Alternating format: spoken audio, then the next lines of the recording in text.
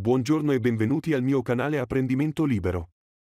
La protagonista linguistica di oggi è il verbo pronominale idiomatico fregarsene. Ma attenzione, questa volta non parliamo solo di grammatica, bensì di un vero scandalo domestico tra me, la regina della grammatica italiana e Flopsy, il gatto di Maya. Alla fine capiremo il motivo. Intanto, la serata dei nostri amici continua, hanno appena finito di cenare, e nonno Marina ha invitato Franca, Marco, Vincenzo e Maya ad assaggiare una torta speciale nel suo appartamento. Gli altri, invece, insistevano per gustare il dolce in giardino. Ma quando Vincenzo entrò in quell'appartamento, fu colpito da un improvviso déjà vu francese. Gli sembrava di rivedere, in quelle stanze, l'eco della grande casa di Marco. E finalmente tutto acquistava un senso. La madre di Marco e nonno Marin provenivano dallo stesso paese, dove lo stile non era quello pesante delle mode occidentali, ma ricordava piuttosto l'armonia giapponese, spazi aperti, luce che filtrava ovunque, e fiori vivi a fare da protagonisti silenziosi.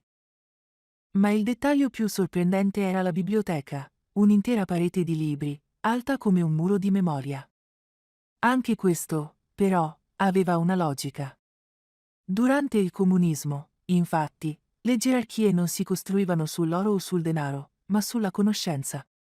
Era quella la vera ricchezza che definiva chi stava sopra e chi stava sotto. Vincenzo rimase davvero stupito da quella differenza tra le sue ipotesi sugli inquilini e la realtà che aveva davanti. Allora nonno Marin, con tono grave, disse: l'idea del comunismo non era cattiva.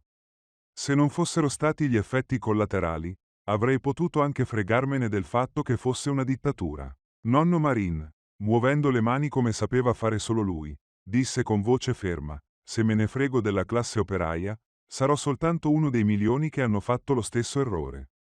Quando tutti volevano stare dietro una scrivania, il lavoro vero si è staccato dalla scuola. Allora nonna Maria lo interruppe, con lo sguardo lucido e deciso. Se ce ne fregassimo della dittatura, non avremmo mai avuto la libertà.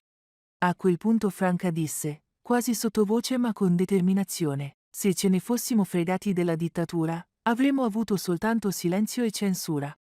Maya aggiunse con un gesto lento della mano, sì, le idee non sono sempre cattive, ma gli effetti collaterali possono distruggere l'armonia. Un'aula di tribunale, al centro siede la giudice grammatica italiana. Con lo sguardo severo, alla sua destra, l'immagine dell'irrealtà. Un quadro che raffigura Flopsy mentre cavalca la sua vecchia motocicletta sulla luna, sormontato da una scritta enorme. In realtà, Flopsy in toga nera oggi difende se stesso.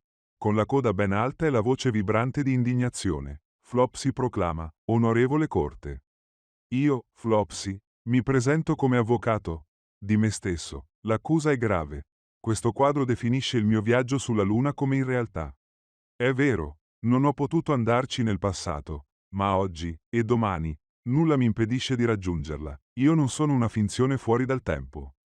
Sono stato un'irrealtà soltanto nel passato. Oggi, nel presente e nel futuro, sono realtà viva e concreta. Con i miei baffi e con i miei sogni di volare verso la Luna, con un gesto deciso della zampa, il gatto indica il quadro, con il suo enorme e opprimente titolo. Dal banco dei testimoni, ChatGPT 5, un po' a disagio. Interviene. Io ho soltanto descritto ciò che mi è stato richiesto. Non sono giudice di ciò che è realtà e di ciò che è irrealtà. La giudice grammatica italiana alza allora la voce con fermezza. Silenzio. È vero. Questo quadro ha generalizzato il tempo dell'ipotesi. Non si tratta di un'irrealtà universale, ma soltanto di un'irrealtà passata. Il presente e il futuro di Flopsy non possono essere cancellati da un periodo ipotetico mal costruito. Con un colpo deciso di martelletto, pronuncia la sentenza. La scrittrice Tem Fuller è colpevole di abuso di irrealtà. Flopsy, sei libero di viaggiare sulla Luna, nel presente e nel futuro. Ecco la coniugazione di verbo, fregarsene, in periodo ipotetico per realtà usando presente indicativo per condizione e futuro semplice per conseguenza. Io, se me ne frego di quello che dicono, me ne fregherò anche domani. Tu, se te ne freghi dei giudizi, te ne fregherai anche in futuro. 3. Lui, lei, se ne frega delle critiche oggi, se ne fregherà anche più tardi. 4. Noi, se ce ne freghiamo adesso, ce ne fregheremo pure domani. 5. Voi, se ve ne fregate delle regole oggi, ve ne fregherete anche domani. Loro, Se se ne fregano oggi delle difficoltà, se ne fregheranno anche in futuro. Se me ne frego per Flopsy, allora posso continuare. Ma ormai è tardi, me ne vado.